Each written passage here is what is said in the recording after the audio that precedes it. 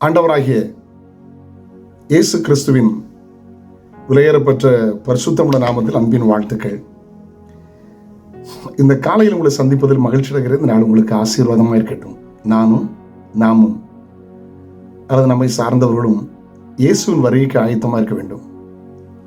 பாருங்கள், யுத்தத்தின் செய்திகள், வளைகுடா நாடுகள், எல்லா நாடுகளும் யுத்தத்தை சந்தித்திருக்கிறது. ஒரு காலம் இல்லாத அளவுக்கு ஒரு சில நாட்களில் எல்லா நாடுகளும் பாதிக்கப்பட்டிருக்கிறது. வேதனையான விஷயம்.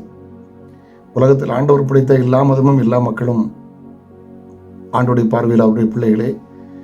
ஒரு பிள்ளைகளும் மறிப்பது தேவ சித்தம் இல்லை, ஒரு ரத்த சிந்தோ தேவ சித்தம் இல்லை. ஜெபிப்போம், தேவன் தேசத்தில் சமாதானத்தை தருவாராக. ஆனாலும் ஒன்றை புரிந்து கொள்ளுங்கள், மத்தேயு 24, மார்க்கு 13, லூக்கா 17, லூக்கா 21, இந்த அதிகாரங்களெல்லாம் வாசிக்கும் போது யுத்தத்தின் செய்திகள், இயேசுவின் வருகையின் அடையாளம் என்பதை மறந்துவிடக்கூடாது. கர்த்தருக்கு ஸ்தோத்திரம். அப்போ நாம் என்ன செய்ய வேண்டும்? ஆமோஸ் 4:12 இயேசு பிறப்பதற்கு கிட்டத்தட்ட 300-400 வருஷத்துக்கு முன்பதாக வாழ்ந்த ஆமோஸ் தீர்க்கதரிசி மூலமாய் கர்த்தர் பேசுகிறார். உன் தேவனை சந்திக்க நீ ஆயத்தப்படு.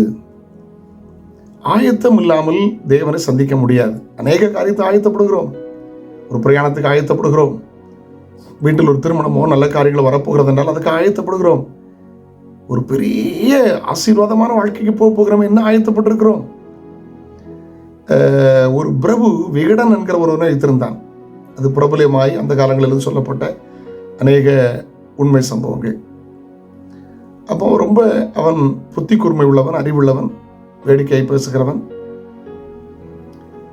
பிரபு அவனிடத்தில் ஒரு கோலை கொடுத்து, நீ பெரிய மூடனை, உலகத்தில் பெரிய மூடனை காணந்துட்டு இதை கையில் வைத்துக்கொள் என்றார். அவன் வைத்து கொண்டான்.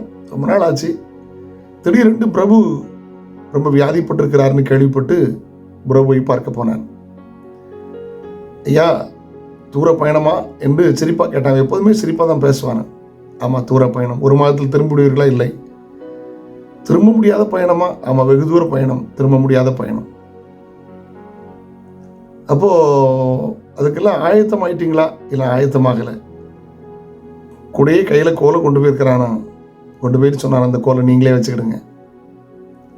காரணம், நீங்கள் அவ்வளவு பெரிய பயணம் போகிறீர்கள் என்றால் ஆயத்தம் இல்லாமல் போனால் அது மூடத்தனம் தானே என்று அவன் உணர்த்தினான்.